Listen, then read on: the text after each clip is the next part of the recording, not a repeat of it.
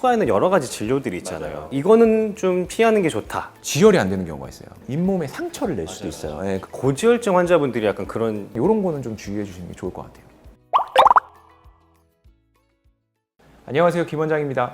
안녕하세요, 주의사입니다. 오늘은 뭐 어떤 거 하나요? 오늘도 사연이 있는데요. 사연 보면서 어떤 내용들이 왔는지 보도록 하겠습니다.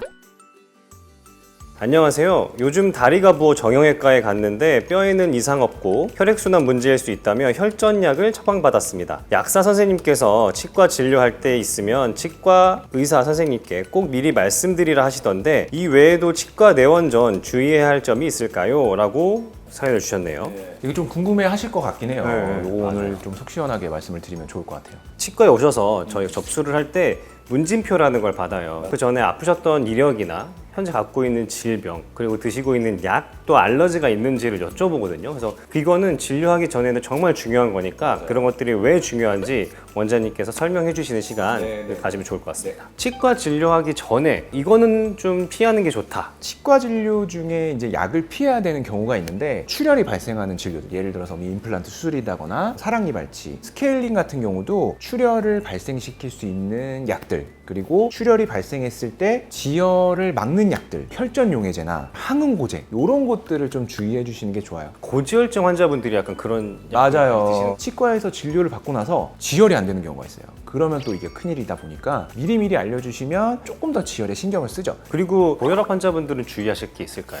약을 드셔도 혈압이 높게 유지되시거나 이런 분들이 계신데 지혈이 잘 안 될 수 있어요. 약을 잘 드시고 혈압이 정상적으로 유지가 되시는 분들은 진료에 큰 이상은 없어요. 너무 걱정하지 마시고 치과 오셔가지고 상담 받으시고 진료 받으시는 거는 크게 문제 없습니다. 당뇨는 어떤가요? 주사제를 맞으시는 맞아요. 분도 계시고 약 드시는 분도 계시더라고요. 당이 조절 안 되시는 분들, 이런 분들은 좀 큰일이에요. 왜냐면 당이라는 게 뭐냐면 혈액 속에 이제 당이 높아져서 혈액이 마치 이제 끈적끈적한 설탕물처럼 이렇게 되는 건데, 이렇게 되다 보면은 혈액 순환에 문제가 생겨서 어떤 시술을 하거나 했을 때 지혈이 잘 안 되고 잘 낫지 않아요. 치과 진료에 있어서 문제가 발생할 수 있어요. 그리고 갑상선 수술하신 분들도 되게 맞아요. 많아요. 맞아요. 그래서 이런 분들은 뭐 주의할 것들이 있을까요? 갑상선이 이제 치아 가까이 있다 보니까 엑스레이를 찍거나 이러면은 갑상선 쪽으로 엑스레이 선을 많이 받게 돼요. 그러다 보면 이제 갑상선에 좀 무리가 갈 수 있기 때문에 갑상선 보호대나 전체적으로 입는 납복들 입으면서 방사선 노출을 최소화시킬 수 있게 하면서 진료를 하게 되는 거죠.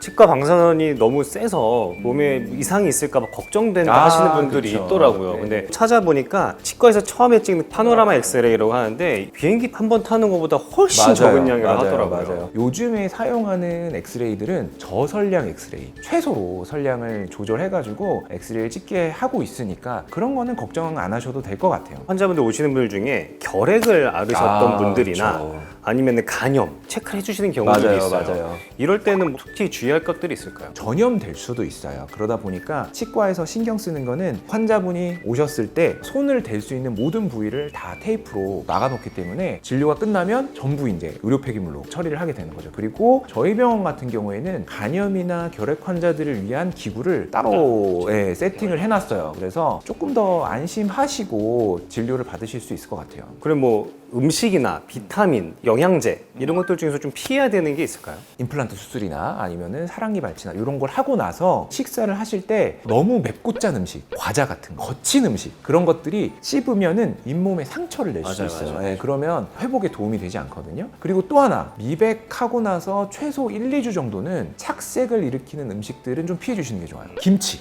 카레, 짜장, 색깔이 있는 음식들은 피해 주시는 게 미백 효과를 좋게 할 수 있는 조건이 될 수 있어요. 그래서 이런 거는 좀 주의해 주시는 게 좋을 것 같아요. 그러면은 치과에는 여러 가지 진료들이 있잖아요. 충치 치료, 임플란트, 교정, 각 진료별로 주의해야 될 사항들이 있으면 어떤 것들이 있을까요? 요즘에 많이 하는 충치 진료가 이제 일레이 같은 경우는 마취하고 충치를 제거한 다음에 모양을 잡아서 본을 뜨고 완성되면 그걸 붙여드리는 그런 시스템으로 되는데, 충치를 제거하고 나면은 치아가 깎여 있는 상태다 보니까 저희가 임시 재료로 메꿔드려요. 근데 끈적끈적한 음식들 이런 걸 드시면 임시 재료가 떨어질 수 있어요. 그래서 끈적이는 음식, 딱딱한 음식 이런 것들은 충치 치료한 부위로 식사하시는 건 좀 주의해 주시는 게 좋을 것 같고, 임플란트는 말 그대로 뼈 안에서 심겨가지고 뼈랑 이제 딱 붙어야 되는 시술이에요. 그러다 보니까 임플란트를 심자마자는 뼈랑 붙지 않았거든요. 그렇기 때문에 힘이 가해지면 안 돼요. 최소 1, 2주 정도는 반대편으로 식사해달라고 말씀을 주시고 부드러운 거 위주로 식사를 해주시라고 말씀을 드리고요. 교정 같은 경우에는 이 교정기를 붙이고 있다 보니까 모든 음식 먹을 때 교정기 사이에 많이 껴요. 드시는 거는 뭐 크게 문제는 없지만 위생관리,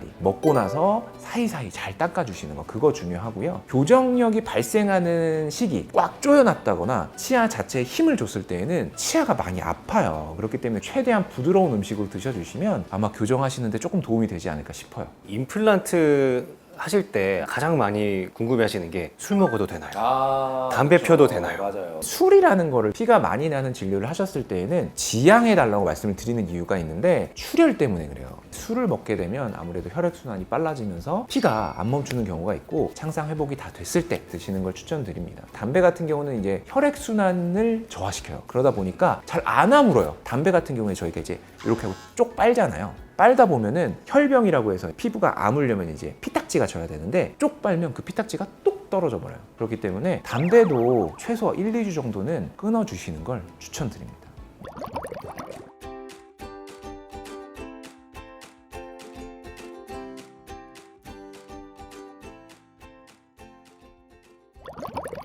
진짜 제일 중요한 거는 내원하셔서 정확하게 진료 받으시고 진단 받으시고 설명 제대로 들으신 다음에 이행을 해주시는 게 정말 중요할 것 같습니다.